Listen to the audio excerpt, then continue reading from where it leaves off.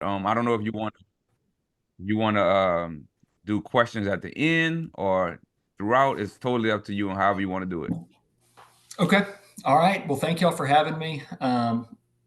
Yeah, like Antonio said, um, what we're here to do is try to save on taxes when it comes to real estate investments. Um, we're gonna we're gonna go over a few ways to do that. On the screen, you see the 179D and the 45L here.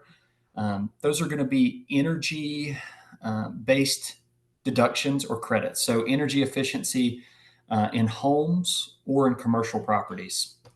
Um, so, we'll dive in here. I like to make it more of a discussion. So, if you have any questions, please feel free to put it in the chat. Just shout out whatever's best with y'all. So, we'll go ahead. Perfect. So, a little bit about us. Um, the company I work for is Cost Segregation Authority. Uh, we're nationally certified to be giving this presentation. We do a lot of presentations for CPAs, tax professionals, things of that nature. We've been doing cost segregation and these energy credits since back in 2006. We've completed over 25,000 studies in all 50 states. So we're familiar with all the tax laws in state and federal taxes. Um, we pride ourselves on having, I feel like, and many people that we've worked with, a study that is for the CPA and makes it easy for them to do their job. That way we can save on taxes. Um, so we're have a construction background, accounting background. Basically, this is saying we're qualified to be doing what we're doing. Um, so like I said, we're going to go over those energy deductions. We'll probably go through those a little faster and get to cost segregation.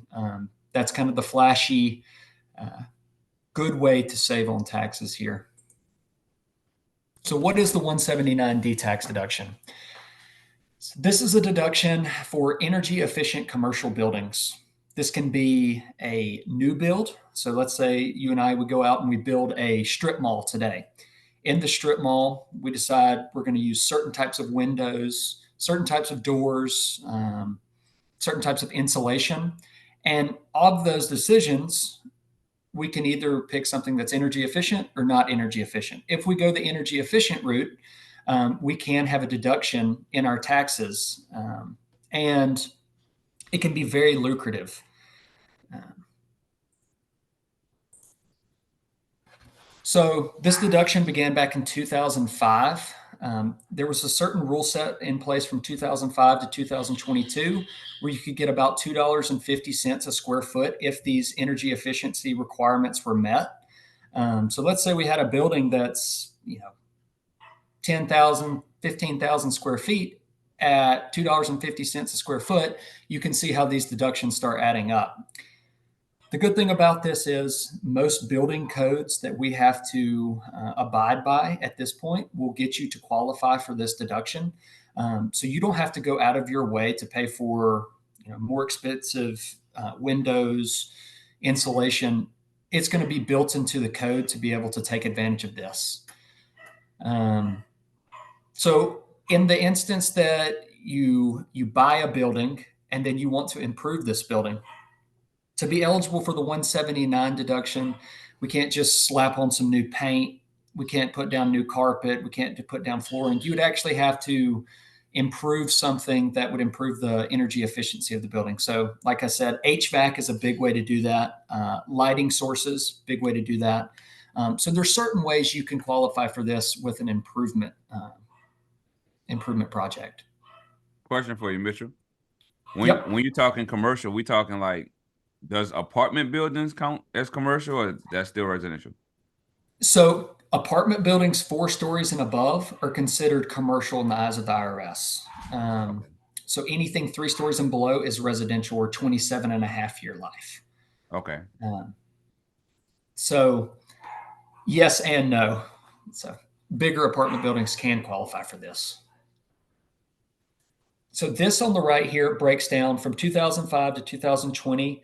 you could get about $1.80 a square foot, but this was adjusted for inflation. So it went up a few cents each year to combat rising inflation. But as you see in 2023 and 2024 here, the dollar amounts jump up dramatically. You can get anywhere between $2.68 to $5.36. So the government has realized that with inflation, raising prices, they have to adjust their tax deductions to combat those rising prices. So when we're talking about 179D and we say they have to meet a certain standard to be eligible for this deduction, we're talking about the ASHRAE standards, so the American Society of Heating, Cooling, and Air Conditioning Engineers. They have a certain standard that's set in place, and it's 90.1. So what will happen is, let's say you build a commercial building, you build an office building, and you think it can apply for the 179D. You would reach out to, like, for instance, our company has a certified member.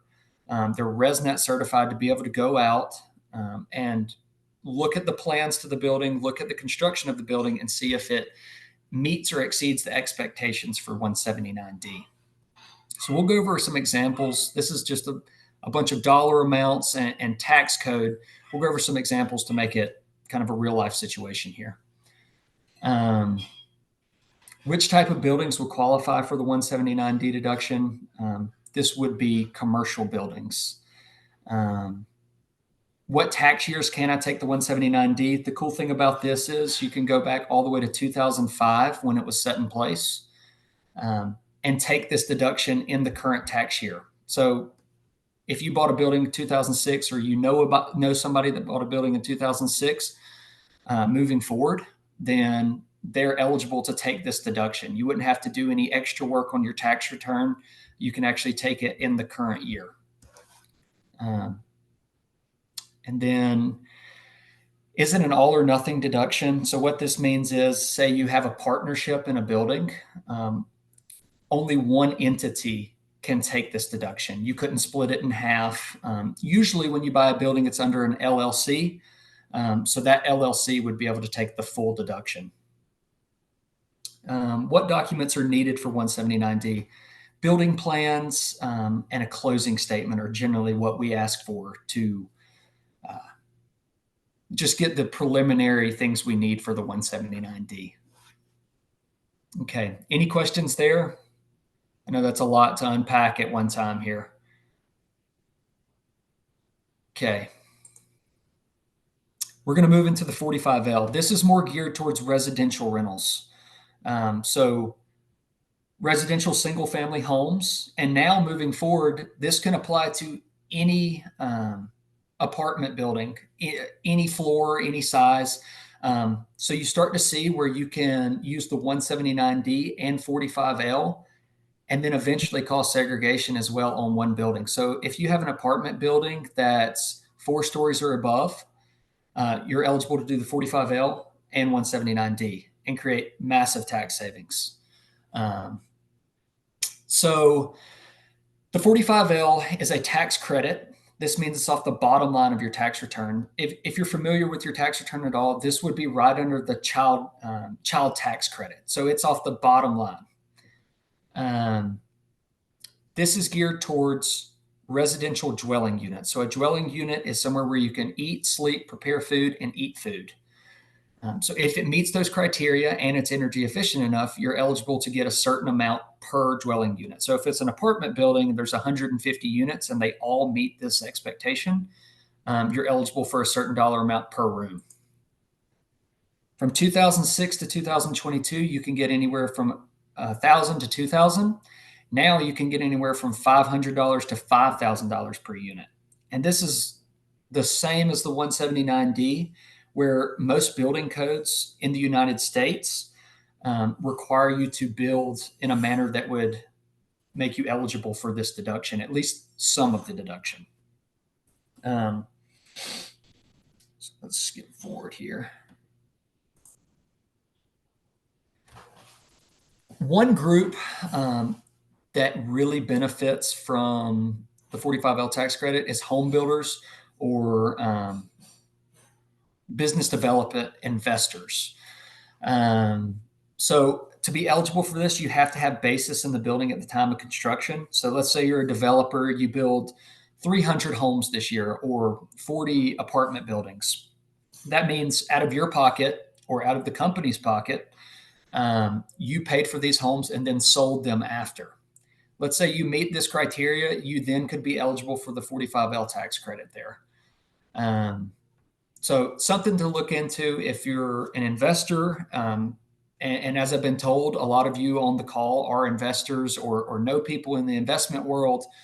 So if you have an investment in new construction homes or new construction apartment buildings, definitely worth looking into 45L because it is just right off the bottom line of your taxes. I mean, it's basically a gimme.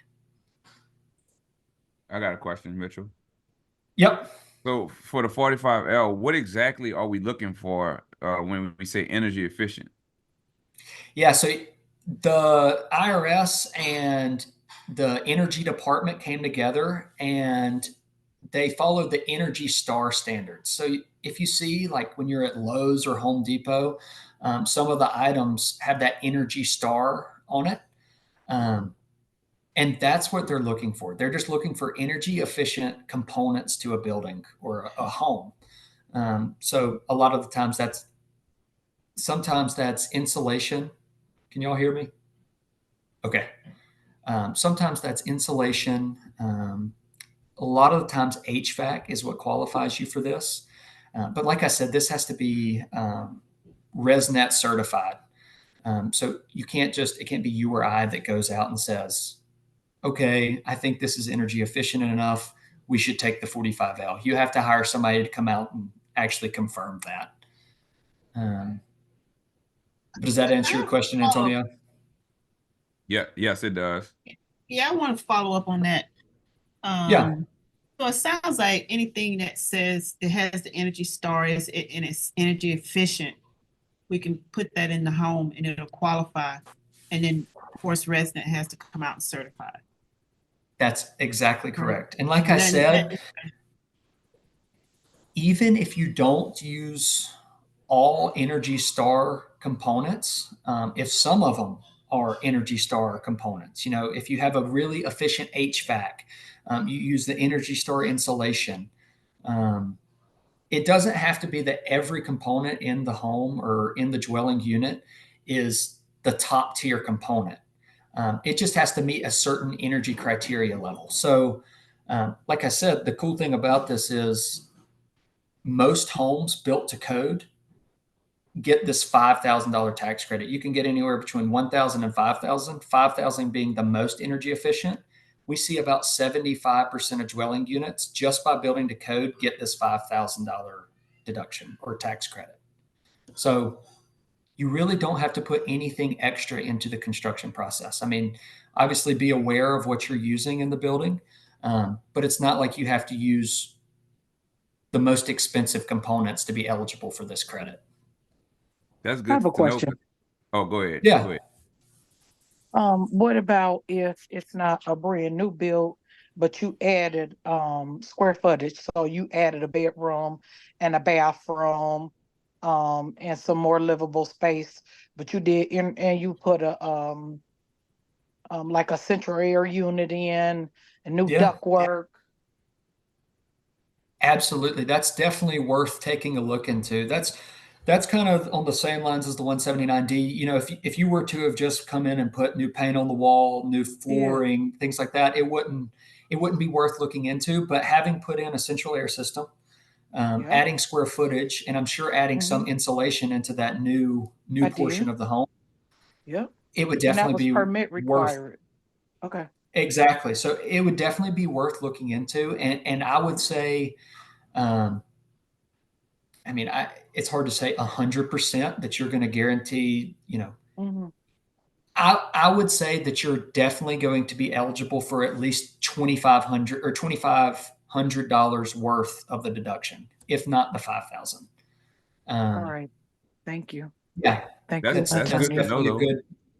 because Yeah. you're saying that even building to code, you're usually gonna qualify for some of this. So a lot of people out Absolutely. there are not even taking advantage of it when they do qualify because they don't know about it.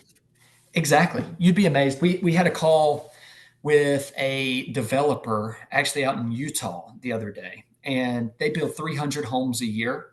Um, they have a CPA, obviously. This is a larger company, um, but they had never heard of the 45L tax credit. It's been around since 2005 as well. Never heard of it.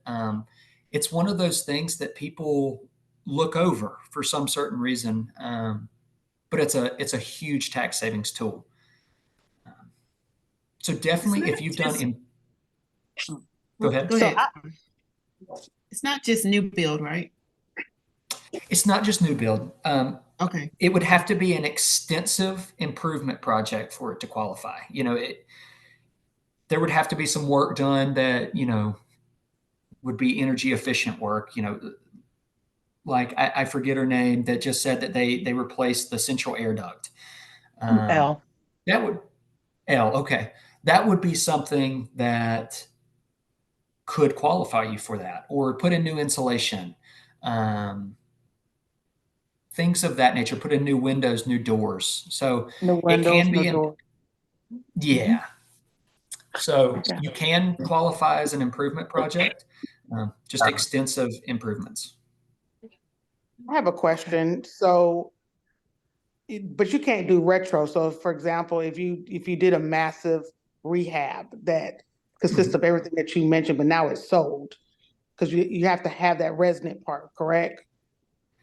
You can actually go back into open tax years. So open tax years are 3 years Okay. prior to the current tax year, and you would amend your tax return. That's how these bigger developers take advantage of this.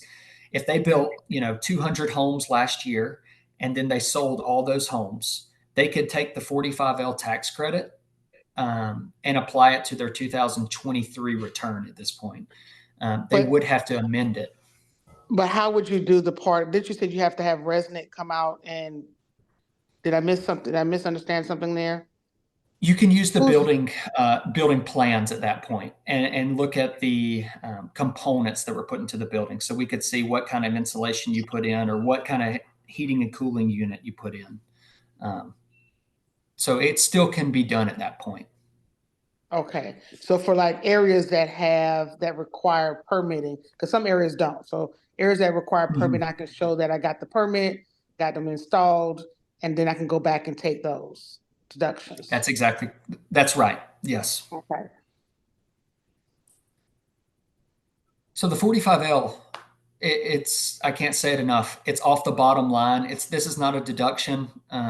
This is something that cuts your tax liability down at the purest form. So it's definitely, if you have any question, if you have a property that could qualify for this, or you think, okay, let's just see. That's what we're here for. We want to answer those questions. We want to be a resource for any of you on the call and anybody that you may know. You're always welcome to give us a call and say, hey, I'm not sure if this could benefit, but I just want to run it by you. And we're always willing to take a look and see if we can't get something started for you. One Everybody more good question. I'm there? sorry. So for the Okay. 45L, is the maximum you can get on that property 5,000? Is that what you're saying? Maximum is 5,000 per dwelling unit. So if it's a Okay, single family home, you could get 5,000 for that home. gotcha. Yeah, let's try to let him get through the slides. Okay. All right. So we've already covered most of these questions. Yes, remodeling can qualify. It just has to be an extensive remodel and something that would improve energy efficiency. You can go back and take it for past properties you built.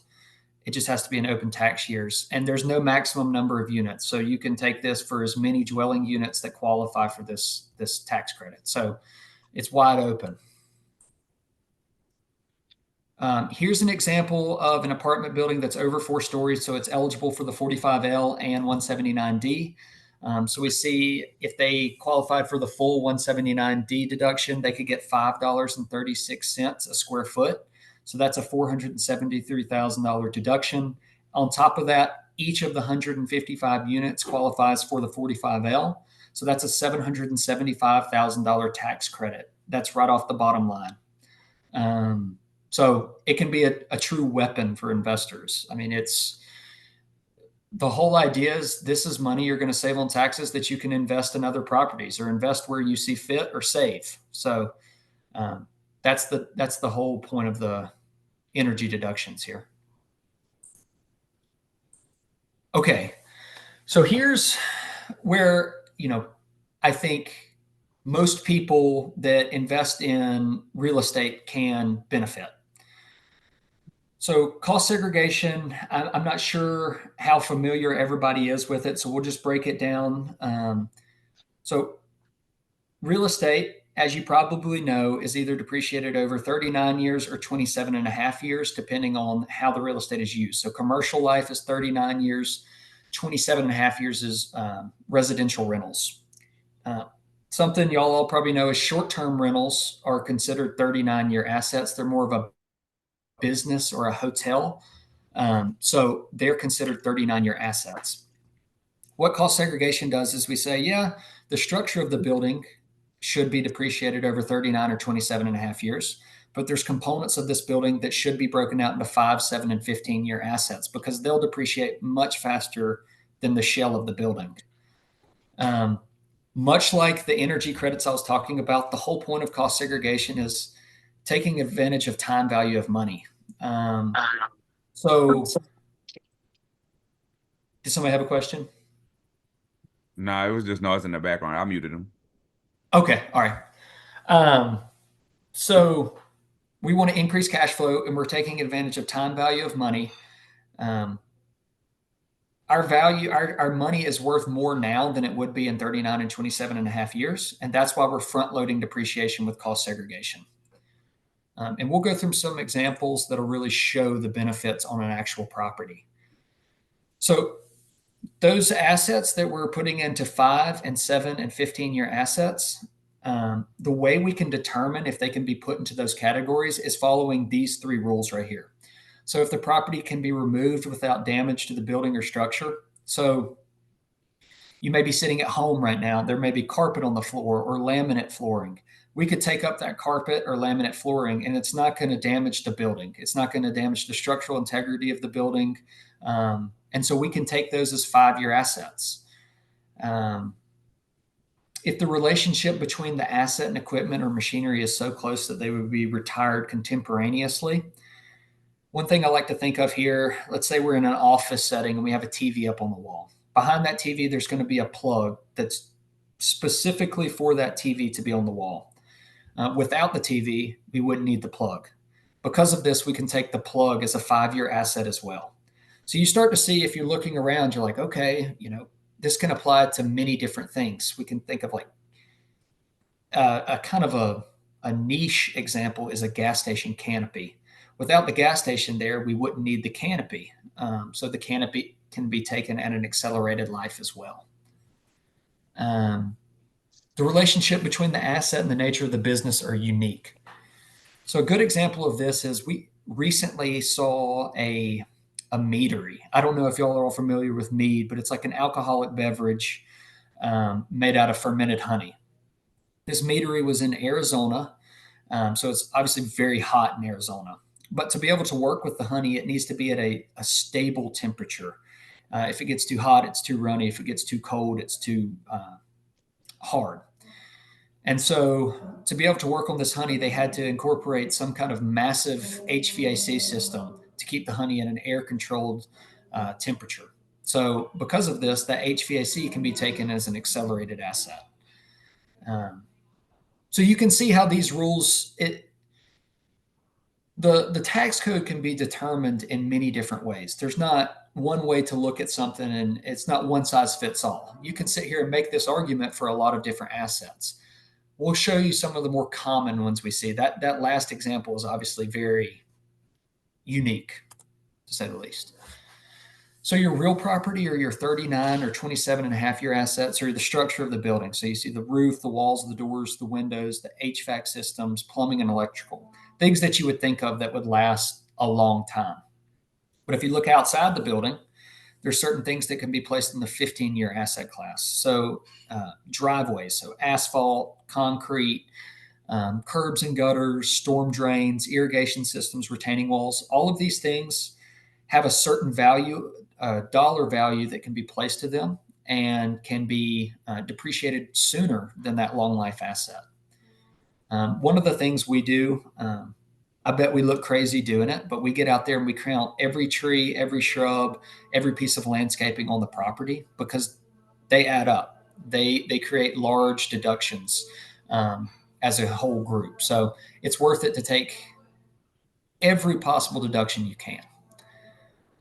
Personal property are those 5 and 7 year assets. So that's things when you're looking around the inside of a building: carpet, countertops, cabinetry, window coverings, certain portions of electrical and lighting, but things of that nature. And those have to follow those rules we talked about. They have to be taken out of the building without damaging the structural integrity of the building. So there's some bells and whistles that go along with cost segregation. And this is kind of the cool part you'll see how it can apply to maybe your own holdings or people you do know. So bonus depreciation, catch-up depreciation, reduce recapture on sale.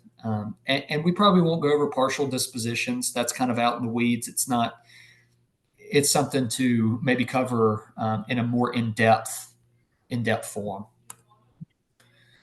So for our example, we're going to go over cost segregation at its bare bones, without any of the bells and whistles we talked about. Then we're going to go over it with bonus depreciation, catch-up depreciation, and then at the time of sale. So for this example, we buy a commercial building for $1.325 million here. We buy it, or we put it in service in 2023, and we're trying to put this in place for our 2023 tax return. So we're working all in last year. So to do a cost segregation study, you need to do a site visit. So we'll look at the property, we'll walk around, like I said, count up everything outside and inside. And what we're going to do is assign a dollar value to each of these items. So in the site visit, you see it's a medical facility. We pick out the carpet, the floorings, portions of the electrical, all the outside components, and get everything we can to increase deductions here. So here's where we get into the nitty gritty here. So if you look over here where my laser pointer is, we see depreciation without cost segregation. So if we're just doing straight line depreciation, we're going to take $33,973 over 39 years. In that first year in 2023, the reason it's $18,431 is because we didn't put it in service until the middle of the year. So you're just taking a portion of that straight line depreciation. The big thing to look at here is with cost segregation in year one, we're going to have a depreciation expense of $56,348. And that's increased depreciation of $37,917. And at a 35% tax rate, that's going to be a $15,000 tax deduction at the end of the year, or tax credit. In year two, you see it can get more beneficial. Increased depreciation of $63,270. And then if you multiply that by your tax rate, you get your tax savings. So this is cost segregation without any of the bells and whistles. Any questions there? Okay.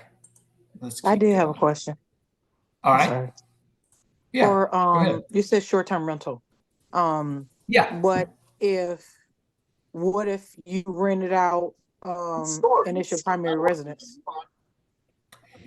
So you're talking about like renting out a portion of your primary residence? Yeah, you leave for the so my short-term rental, midterm rental is in Milwaukee. I'm not there now. I'm in New Orleans. It's cold. So Gotcha. it's rented out. So I rent it out as a midterm rental or short-term rental when I'm not there, but it's my primary residence. That's actually a really good example. So is that a I'm going to have to, 27 and a half year or 39? that would be 39. Okay. I believe that would be 39 year. I would always advise you talk to your CPA, see how he wants to set up your tax situation. In my mind, that would be 39 year. And it would depend on how many months out of the year you're renting that. If it's your primary residence for a certain amount of time, you wouldn't be eligible for these benefits. I'm trying to think.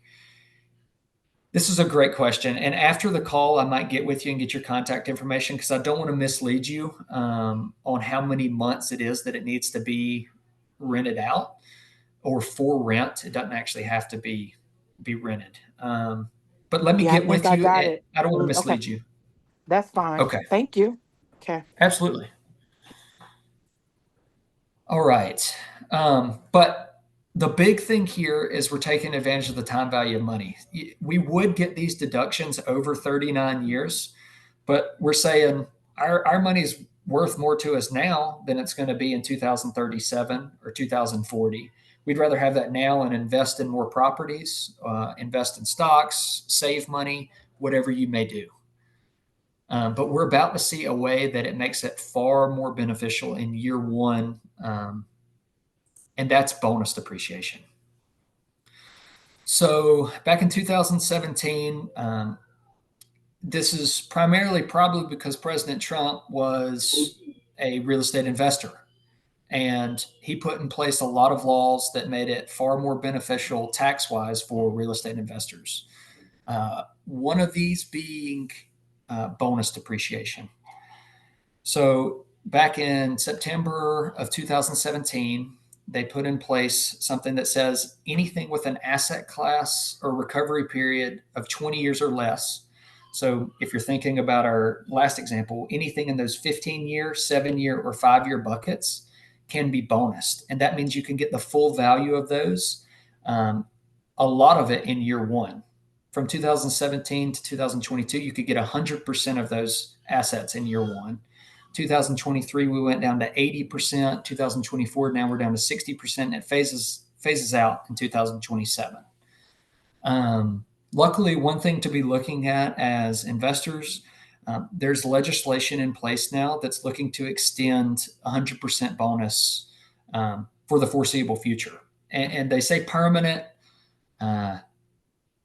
It really just depends on who's in office, what kind of legislation is being passed, but that would be great for all real estate investors to be able to take advantage of 100% bonus looking forwards. So we'll do the same example we did before, but we're going to apply bonus and kind of see the dollar amount jump. So same thing as before in 2023, without cost segregation, we would get $18,431. With cost segregation and with bonus, our increased depreciation in year one is going to be $350,000. And that's tax savings of about $132,000 at a 35% tax rate. So you see, you're getting the whole or the majority of the value of the building or those assets in year one and creating huge tax savings. So bonus is great. Bonus allows real estate investors that primarily invest in single family homes or short-term rentals, things of that nature. It allows you to really benefit from this because if, let's say we buy a house for $300,000, right? And we have a land value of $50,000. That means we have a depreciable basis of $250,000. You would assign a value to all those 5, 7, and 15-year assets, and then you would split it up over 5, 7, and 15 years. So you would see you wouldn't get a huge tax savings each year. You would just get a little bit each year. With bonus, it's allowing you to take all of those tax savings in year one. So you see how it can really help folks with cash flow issues or just wanting to invest in new properties. Hey, Mitchell, in this example, are you using the 80% since it was 2023? Yep, I'm using 80% here. Okay. So we see that we get 80% of the value of those 5, 7, and 15-year assets in year one.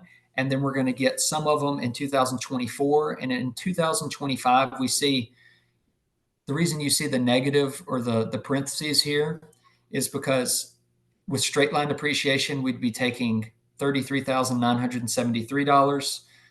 And then after this point, we've taken the majority of our depreciation already. So we're getting under what you would get in straight line, but you've already received all those tax savings. And Antonio and I talked a little bit about, can this be applied to properties you may have bought 10 years ago or 5 years ago? How does this work? And this is one of the coolest, most beneficial forms of cost segregation here. So we call it the catch-up benefit. So what you can do is, let's say we put a property in service. I believe the example we're going to look at, you put it in place in 2015. So you buy the property and you put it up for rent in 2015. You've never heard of cost segregation. You don't know what it is. So your CPA puts that property on straight line depreciation over 39 or 27 and a half years. But in 2024, you have this tax seminar and you hear about cost segregation and you're like, okay, let's see how it could apply. So what cost segregation would do is we would take all of the depreciation we could have taken from 2015 to 2024 and take it in 2024. So this would be done without an amendment to your tax return.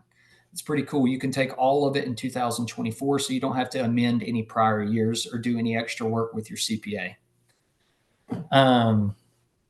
So if we see here, this slide's a little blurry, I'm sorry, but right here it says this was placed in service in, looks like June of 2015.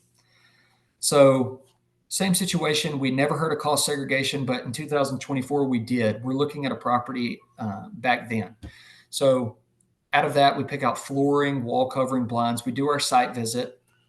We get all of this information and we say, okay, over those years, we could have accelerated depreciation of $218,000. We didn't take that, so now we're going to take $218,000 deduction in 2024. Does that make sense? It allows you to take advantage of prior tax years that you didn't take advantage of cost segregation. Yeah, it's kind of a hard. Is this example on a single family home? The example you given? This is not on a single family home. The same thing could be applied to a single family home. So say this is, in this example, we're looking at a single family home. It's depreciated over 27 and a half years. Let's keep the numbers the same. We bought it for 1.325 million. That sounds. Yeah, it's pretty high. So we could say we bought it for $500,000 back in the day, or 400 or 300, whatever you want to put in. We never did cost segregation, but in 2024, we decided to go back and do it. We do the site visit as we would. We take flooring, we take cabinetry, shelving. We apply value to those. And we say, okay, back in 2015, we could have, out of the $400,000 home, we could have accelerated depreciation of $250,000. So we get 50% of that home. We could have done that, but we didn't. But in 2024, we're going to apply it and we're going to take those deductions in our current tax year. So it can be applied to commercial, residential. It really works the same way. Is that okay? Yeah, I know it's complex. Yeah, I'm sorry. I was trying to see what, I didn't know what the cost was, the 1.3. So now I'm just trying to, I guess, relate the $218,000. I was like, what is the value of the home?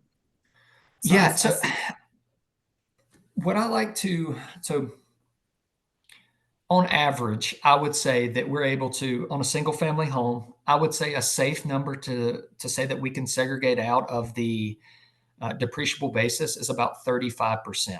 So we buy a property for, like I said, $300,000 earlier, and there's a land value of $50,000. Land isn't depreciable, so we have to subtract that out of the purchase price. So that leaves us with $250,000 of depreciable basis. I'm doing the math here real quick. I'm not smart enough to do it in my head. So if we got 35% segregated there, we would have $87,500 worth of increased depreciation. And then if you multiply that by your tax rate, it would be your year one tax savings. Does that make sense? Yes. Thank you. Yeah, I know you said that in the beginning, but I forgot the actual formula. Thank you. Yeah, that's just fine. I just got a little concerned because you say you don't have to do any amendments or anything, so I just figured that might trigger an audit or something, but apparently not. We've done this, like I said, since 2006. We've done over 25,000 studies. Believe it or not, we have had 20 people go to an audit. 20 out of 28,000, I think at this point. It's a little over 28,000. Of those, nothing has ever been changed in one of the cost segregation reports. So that's one of the things that our company does is, say we provide a cost segregation report for you. We will defend that in the case of an audit. And because of us defending it, the IRS really doesn't have a leg to stand on anymore. They don't have any court cases that goes their way. So cost segregation has really become a more mainstream practice, especially since bonus. You've probably heard a lot more about it. So it's favorable. In the eyes of the IRS, they're like, okay, we can't beat them. We're going to join them, basically. So they've changed their audit guide to make it more of a structured system where they say if you're not doing a cost segregation report on your properties, you're actually not in compliance. It's not an auditable offense by any means, but they want you to put these assets in the 5, 7, and 15 year because they want it uniform. They want everybody to be doing the same thing to make it better on them. So what is the cost of a cost segregation roughly? Is it based on what? It's based on the complexity of the project. That's one of the stipulations of the IRS. If you see that you have to actually give somebody a price before you perform the study. So it's not based on what you save them. It's based on the complexity. So a single family home is straightforward. It's simple. I would say anywhere between 2,500 to 3,000 per single family home, but that's probably about on average, $30,000 in tax savings. So it's $2,000 or $3,000 to save $30,000. On bigger commercial properties, it goes up. But I would say that's your baseline there, 2,500 to 3,000 on residentials. Anything else there? You answered one of my questions was the defendant part. Would you defend it? So yes. And something kind of neat, we actually had a conversation with one of our long-term customers or clients. They have, I want to say, a portfolio of close to 60 to 70 rental properties. And that's still considered a small business, I believe, in the eyes of the IRS. But they did get audited for whatever reason. It wasn't anything from the cost segregation report, but their tax returns got audited, and at that point, they can open up your whole portfolio. So they're looking at the cost segregation report, and this client, on top of us defending them, they actually hired a consultant that worked with the IRS for 20 or so years. And trained a lot of the IRS agents in place right now. And he was going through and saying, like I was saying earlier, at this point, there's no court cases to really give the IRS a leg to stand on. There's no argument against cost segregation. And the chances of getting audited, it's like a 1% chance that they got audited, and that's with 60 rental properties. You have to be up in the billions and hundreds of millions for it to even be a bigger chance to get audited. So yes, we will, in the case of an audit, defend that cost segregation report, but the chances of getting audited are very, very low. And we are in compliance. We built a study that is compliant fully with the IRS audit guide. So that's one of the things we get is like, is this risky? Is this going to flag us for an audit? And in my mind, the numbers kind of speak for themselves. Out of 28,000 reports, 20 have been audited. So I don't know what the percentage there, but it's way less than 1%.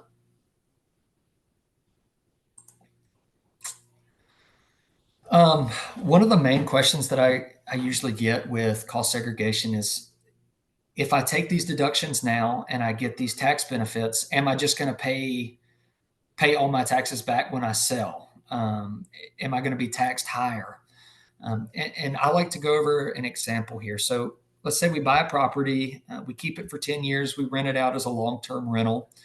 If we turn around and sell it in 10 years for double the amount we bought it for, if we sell it without doing a cost segregation study, what we're doing is saying every component in that building has doubled in price. So if you have carpet in there, we're saying your carpet is worth double the amount than you bought it for 10 years ago, which is obviously not the case. So by doing cost segregation, we're putting all those different assets into buckets that allow us to depreciate those faster and allocate a higher price to the structure of the building, which is actually doubled in value. So we're saving taxes at your tax rate, let's say 40%. We're saving your taxes there. And then you're going to pay back at a capital gains rate of at most 25%, probably around 20%. So you're saving everything in the middle there. So let's look at an example. It's the same example we've gone through. This right here in blue, this is very complex. It would take us 2 hours to go over. So I'm going to hit the highlights here. So circled up here, we see $198,702 would be our total tax liability if we sold that same example we were talking about earlier. The building's 1.325 million at purchase, and they're selling it for 1.865. So without cost segregation, their total tax liability would be $198,000 at sale. With cost segregation, like I said, we're putting these certain assets in certain buckets. And if you know much about a recapture rate on depreciation, different asset lives are taxed at different rates. So your 5-year are taxed at 35%, your 7-year at 35%, 15-year at 25%, and 39-year at 25% here. So the best thing to do would be to do a cost segregation report and go ahead and depreciate those 5 and 7-year assets. So you're only getting taxed on the sale at 25% at most. So by doing that, your total tax liability would be $164,000 and you save $34,109. On top of this, let's say you do the cost segregation study in year 1, you've already taken these savings and invested in other properties and taken advantage of time value of money. So you see, you will get taxed on capital gains or recapture rate, but you want to make sure you're getting taxed at the right rate and not getting taxed for your old dirty carpet or your old cabinets. You want to be getting taxed on the shell of the building. Awesome. Any questions there? That can kind of get a little bit in the weeds right here, especially if you try to go through all of these and follow this path down. You can do it. I'll give you the slides, but for our purposes, that's kind of what we like to cover is you just don't want to pay more money for your old assets than you have to. You want to be taxed at that 25% rate on real property. And that's really what's going up in value. That makes sense. 100%. Perfect. This is more geared towards CPAs. One thing, bonus was not always around. I see a question coming through here. I'm sorry, I've got it on 2 separate screens, so I've been terrible about asking or looking at the chat here. I think there may be one in there, Antonio. It says, can this segregation model get redone after 2027? For example, will our next president need to have the same real estate interest as our previous one? It's been around since like the 80s in its purest form. So in my mind, this kind of this drives the economy. So all presidents, I say everyone since I've been born has been under the interest that we need to drive the economy. The economy needs to be good. And this is one way to keep people investing in properties, keep investing their money, and keep the wheels turning. This is not to say cost segregation, I believe, is permanent. Like this is the new way to conduct real estate investments. that's not to say that some of the bells and whistles could change. Like I said, bonus is being phased out right now. It could go out and it can never be brought back. But cost segregation is there to stay. And I believe bonus will be too, because if there's bonus depreciation, this allows people to invest more money in real estate, and in turn makes the legislators look great and makes our economy work great. So in my mind, it's here to stay. But I'm not an expert in the legislation, so I believe that it'll be here to stay. Is my answer. And this kind of leads great into Section 179. So bonus was not brought into place until 2017. So you couldn't take that year one massive tax savings before 2017. You just had to let cost segregation work, and you would get, your 5-year assets in 5 years, 7 and 7 years, and 15 over 15 years.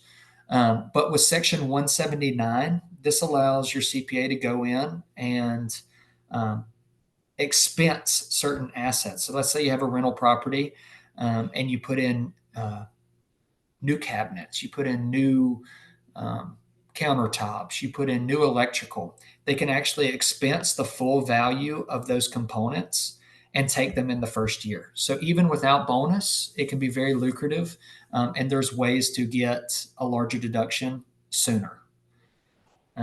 But to get into this is very, it totally depends on your tax situation. So it's always good to talk to your tax preparer about what's the best thing to do in this situation. So with 179, there is an annual amount that starts getting phased out. The benefit does, but that's about 1,160,000. So it's fairly high. If you go over 4 million, you can't expense anything after that. So that's kind of the threshold. So is that per property or is that overall? That's overall for your portfolio. So this could mean that, like I said, most properties that we see are bought under an LLC. So each LLC will have its own tax return. So you have $4 million per LLC to be able to do that. So it totally depends. Going back. Oh, yeah. Oh, go ahead. I'm sorry. Go ahead. Finish. Well, what I was saying was it totally depends on how you set up your tax, your portfolio, how your CPA wants it, and what's the most tax advantageous. But generally, you have most of your investment properties, or what we see is most investment properties are all under their own LLC or their own partnership or things of that nature. But go ahead with your question. Sorry. No, sorry about that. So, so not all of them are under their own LLC. Yeah. Depending on what state you're in, I guess, right? And depending exactly. on, how much your liability insurance is. So, like for me, once my properties reach combined reached $1 million, I create a new LLC. So I may have several in one LLC. So in that case, you're saying each LLC up to 4 million. So if I have 3 or 4 properties under that, then they altogether can only be up to $4 million. Well, this would be the assets within it up to 4 million. So you can take $4 million worth of 179. So it's not actually on the purchase price. It would still be tied to like cost segregation. So the things that we could divide out. So your cabinets, your countertops, those values could be expensed. So it's not actually the purchase price of the building. It's components within the building. Okay, got it. So your portfolio could be as big as you wanted. You could have an LLC that has $20 million worth of properties, and you could take $4 million worth of those expenses. Okay. In cost segregation studies, correct? What's that? So in that Rule 179, so for the cost segregation studies, I can take up to $4 million per LLC in those write-offs. That's correct. But the good thing is, with bonus still being in place, you really don't have to take advantage of the 179 expensing. Bonus is basically doing this for you. You're getting the dollar value upfront anyway. So 179, I would say, generally speaking, 179 is best for large commercial properties. That's where you start to see a lot of the true value come from. But it can be done on single family homes or apartment buildings. It can be done. But in my experience, I've seen Section 179 being taken advantage of on larger properties.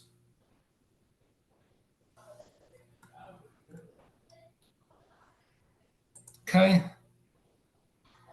All right. So this is just a summary. We've looked at study with the sale of a property, which can be very beneficial. I'm sure a lot of you are familiar with a 1031 exchange. So one way to what we call is kicking the can down the road, kicking the tax liability down the road. Let's say you have a property today, you do a cost segregation study on it. You get your benefit, and then later on you want to do a 1031 exchange where it's a like kind exchange, where you're not recognizing any gain on the property or anything like that. You can do a cost segregation on the new property as well and never pay taxes on that. You basically kick the tax liability down the road.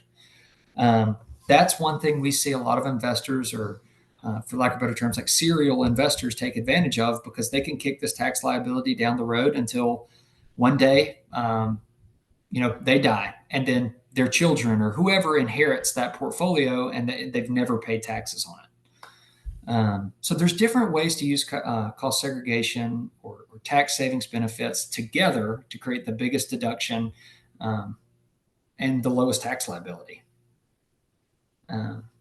So that's generally where I like to end here. We do talk about partial asset dispositions. This applies to, like, if you get a new roof, you don't want to have two roofs on your depreciation schedule. So you're allowed to expense the remaining value of your old roof and take that as an expense in the current tax year. It's very, it can be used with cost segregation. To do this, you would just need your CPA to take this off of the depreciation schedule. So it just goes in hand with like 179 expensing and cost segregation. What types of property are worth looking into? It's worth looking into any rental property you may have. It's not going to hurt to get a benefit analysis. One thing our company provides is a free benefit analysis where we take the purchase price of the building, we look at the depreciation schedule, see how much depreciation has already been taken, and we basically generate an estimate of what we think we can save you in year one and going forward in years 5 through 15. So it's worth looking into any property that you may have. Like we talked about earlier, that property that is rented out half a year or 8 months or whatever it may be, it's definitely worth taking a look and letting whoever it may be give you an estimate there. When does it make sense to do a cost segregation study? The answer to this, in my mind, is it's worth it now to look into to get that estimate. And then you can talk with your tax preparer, because say maybe this year we don't have a high tax liability, but next year we do. It would be worth it to do your cost segregation next year to knock down that tax liability. One good thing about the cost segregation deductions is they do carry over. So you use what you need to this year, and you can use it going forward until that deduction is up. So it can really help, any situation, I would say. That kind of answers this question well as well. And then here we need a closing statement, depreciation schedule. Depending if it's you bought it this year and put it in service this year, we would need a closing statement. If it's been in service and we're going to do one of those catch-up studies, then we need a depreciation schedule to see what basis we need to use and things of that nature. So those are typically the things we need to put together an estimate for you. And this kind of goes over our report. So these are the preferred methods that the IRS says we need to use. So the detailed engineering cost estimate approach or the detailed engineering approach from actual cost records. So this would be a new build. We obviously have like a construction draw that we take actual dollar amounts that were paid for the components of the building and we apply them to our study. And this is, we use like engineering software. RS Means is one of them. And we actually 3D build the building up in a computer, and we assign a value to each of the components we see in that site visit. So these are the two things that the IRS look for. If you were to get audited, they'll see how you did the report, and they want to see these two. These are the things that a quality cost segregation report includes. And this is another thing the IRS will look for. For instance, our study is set up exactly like this. In this order, you'll see tabs. It's about 40 pages. You'll see tabs for summary letter, executive summary, and it goes all the way down for each of those. Okay, any other questions?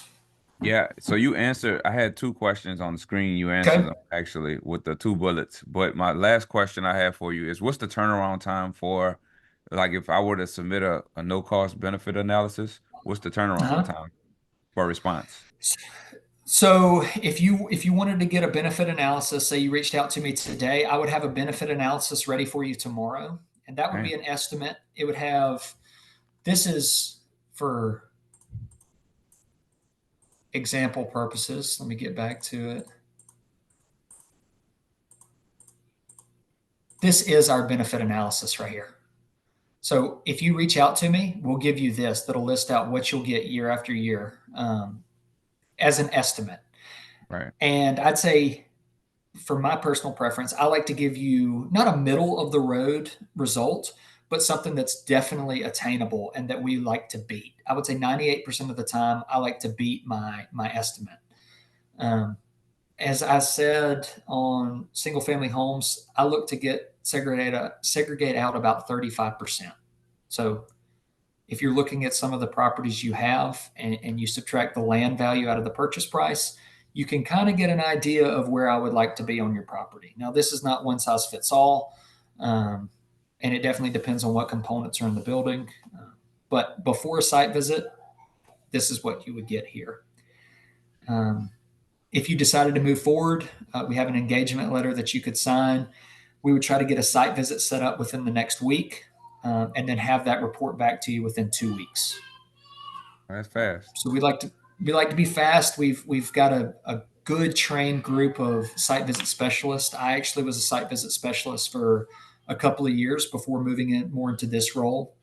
And so we have a really good group that's very thorough, very knowledgeable, and gets it done in a timely manner. Okay. And I just realized my question I asked earlier about the 80%. I didn't realize it was on the screen already. That's okay. And it gets confusing, right? Because it's getting phased out and we just started 2024. We're probably all looking at 2023 taxes right now. So it's definitely, it happens a lot. So any other questions from anyone? Yeah, the question I have is when do you look to get paid? When it's done or when you first hired to come out and do the analysis? When it's done is when we look for payment. And my understanding, this is a little bit out of my realm of how it can be acquired. I believe there's payment plans, things of that nature, where you may can pay in 2 installments or 3 installments. But we don't bill anything before you get the cost segregation report in your hands. So we'll email it to you in full, go over it with you, and then you'll get an invoice for it. Okay. Yeah, I'll be contacting you. Okay, great. And this was good. I'm open anytime. You can, this is my cell phone number. You can text me, just give me your name and number. You can call me, you can email me. I'm available all times of the day. If you call me at 1 o'clock in the morning, I'm probably not going to answer, but any other time, I'm good. So, but we love to be a resource. Just because you reach out to me, we'll be honest with you. If there's a property, let's say you have a few properties. If one looks really good for a cost segregation report, we'll be honest with you and say, this one looks great. These other two may not be worth it. We're here to help you. We're here to be a resource for you. We're not just trying to sell you something that's not going to help your tax situation. We want to help you in any way we can. Yeah. Awesome. This was great. Thank you. Yeah, absolutely. I have a quick question regarding the cost report. Would be, I guess, the value of the property, would that, I guess, play a role in the cost segregation report? Yes. So for properties, because it totally depends on. I guess my property value is not as high as, like, I know you said a couple million, like 300,000 or 400,000. Some of my properties I bought for like 30,000 to 50,000. So just want to know your thoughts. Well, it's definitely worth taking a look into.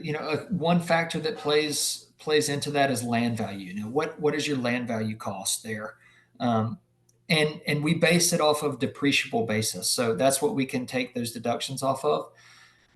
So it's definitely worth taking a look into. For a baseline, I would say $100,000 property value may be somewhere where you get like higher values, but it definitely still could be used. You might pay $2,500 for a study, but you're going to save, $6,000 in taxes. Is that still worth it to you to pay $2,000 to save $6,000?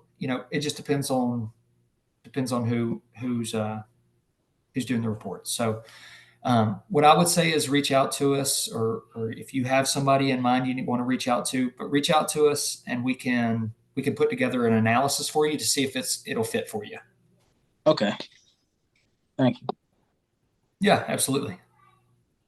Anybody had any other questions before we let Mitchell roll?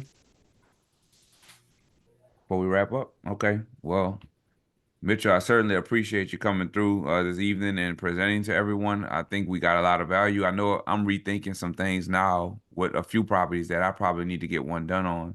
So I'll be in touch with you for sure. And I definitely appreciate you. Absolutely. And if you have anybody else in mind that could benefit, we're always a phone call away. So I look forward to hearing from y'all. Thank you for letting